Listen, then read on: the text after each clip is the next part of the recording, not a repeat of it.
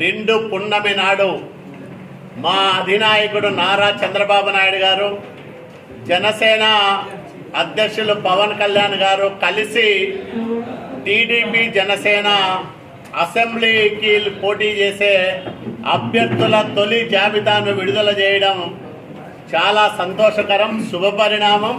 శుభదినం నాడు విడుదల చేసిన ఈ జాబితాతో అప్రతిహత విజయాలకు నాంది పలుకుతుందని మేము నమ్ముతా ఉన్నాం.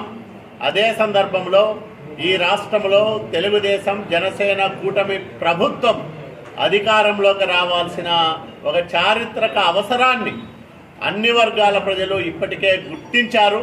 తప్పకుండా అందరూ కూడా ఏకపక్షంగా మా కూటమికి ఓట్లేసేదానికి సన్నద్ధంగా ఉన్నారు. సిద్ధం పేరుతో జగన్మోహన్ రెడ్డి చేస్తున్న సభలు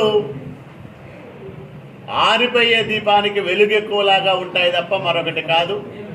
జగన్మోహన్ రెడ్డి ఓడిపోవడానికి సిద్ధమా, పారిపోవడానికి సిద్ధమా అనే మాట ప్రజల నుంచి వస్తూ ఉంది. కాబట్టి అతను రాష్ట్రం వదిలిపెట్టి పారిపోవడానికి సిద్ధంగా ఉన్నాడు. మేము అధికారంలోకి వచ్చి ఈ రాష్ట్రాన్ని అన్ని రకాలుగా అభివృద్ధి చేయడానికి సిద్ధంగా ఉన్నాం. ఖచ్చితంగా మేము ప్రజలు సంసిద్ధులై ఉన్న తరుణంలో జరుగుతున్న ఈ సుహృద్భావ వాతావరణంలో జరిగే ఎన్నికల్లో అఖండమైన మెజార్టీ వస్తుంది. 165 స్థానాలకు తగ్గుకోకుండా తెలుగుదేశం జనసేన కూటమి విజయం సాధిస్తుంది. మా యువ నాయకుడు నారా లోకేష్ బాబు గారు సాగించిన యువగలం పాదయాత్రనే దీనికి పెద్ద నిదర్శనం. అట్లాగే మేము చేస్తున్న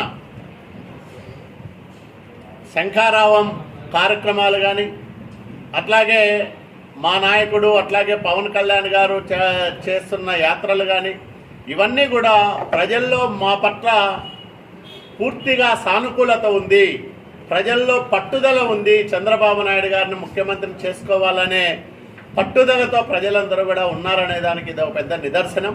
కాబట్టి ప్రజలందరికీ మేము ఒకటే విజ్ఞప్తి చేస్తాము, నిండు మనసుతో ఆశీర్వదించండి.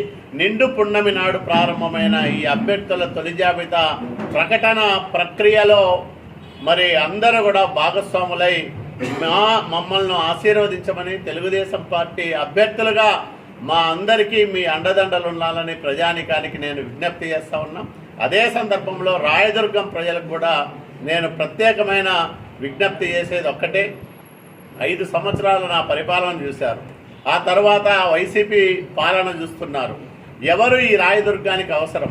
ఒక సమర్థవంతమైన నాయకత్వం, అభివృద్ధి చేసే నాయకత్వం, ప్రభుత్వంతో కొట్లాడి నిధులు తెచ్చే నాయకత్వం, ఈ ప్రాంత ప్రజలను సురక్షితంగా చూసుకునే నాయకత్వం ఇచ్చే శక్తి సామర్థ్యము నాకు మాత్రమే ఉన్నాయి. కాబట్టి ఖచ్చితంగా మీరందరూ ఆశీర్వదించి 50,000కు తగ్గకోకుండా మెజార్టీతో గెలిపించి అసెంబ్లీకి